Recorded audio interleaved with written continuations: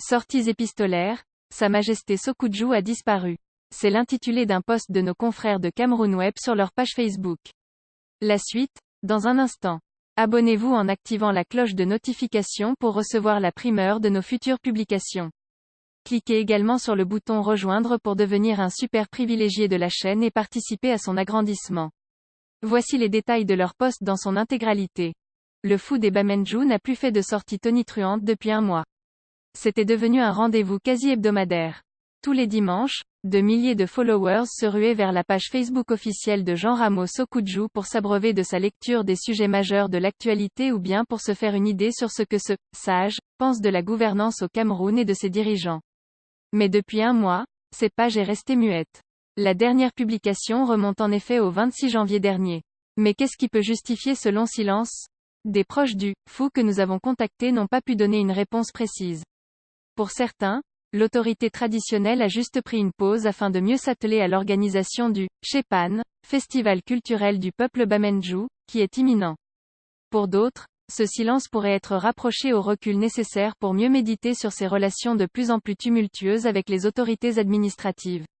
L'on a encore fraîchement en mémoire cette brouille avec le préfet du département des Hauts qui a cristallisé l'actualité fin janvier dernier. Tout était parti d'une deuxième mise en garde de Yampen Ousmanou au monarque le 20 janvier.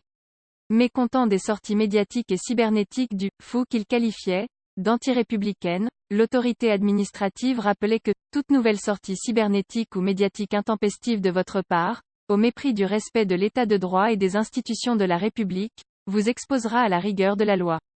Surtout que, soulignait-il, cette attitude de rébellion intolérable est incompatible avec les fonctions d'auxiliaire d'administration.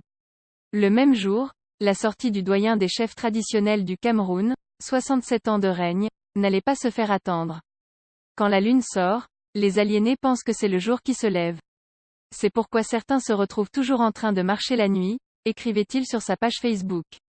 La controverse née de ces désaccords et la tournure qu'elle prenait avait même suscité une descente du ministre de l'administration territoriale dans la région de l'Ouest. Paul Atanga réussit à calmer, à intimider ou à neutraliser Sokudju?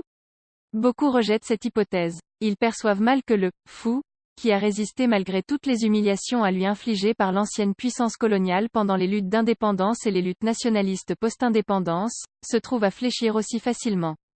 La tentative de bâillonnement du sulfureux chef traditionnel faisait sans doute suite à son aisance à parler des sujets que le régime au pouvoir trouvait trop osés.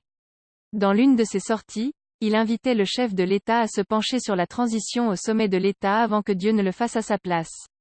Quand le temps suffit, ça a suffi, ça ne dépend de personne, mais de Dieu seul qui a son agenda pour ce pays et il est en train de le dérouler. La violence n'apportera aucune solution et il ne faudrait pas qu'en cherchant à sauver la calebasse nous perdons la tine.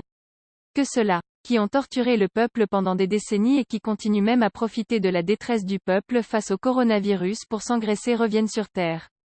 Laissez de côté votre orgueil et votre arrogance, cédez la place au dialogue sincère et à la concertation pour sauver la face. Demandez pardon au peuple pour qu'ensemble nous cicatrisons les nombreuses plaies que vous avez ouvertes, sinon vous n'allez même pas comprendre le moment que ça doit glisser entre vos mains et ne cherchez surtout pas le malchanceux que vous allez vous accrocher à son cou car ce sont les choses de Dieu, implorait-il. Aussi dans une autre sortie, il dénonçait crûment la kleptomanie, la corruption et autres maux qui ont fait florès avec l'avènement du régime du renouveau au Cameroun. Veuillez prendre 3 secondes pour liker la vidéo et la partager. N'oubliez pas de vous abonner à la chaîne YouTube Camer TV Info et Cameroun Actu. À bientôt pour de nouvelles publications.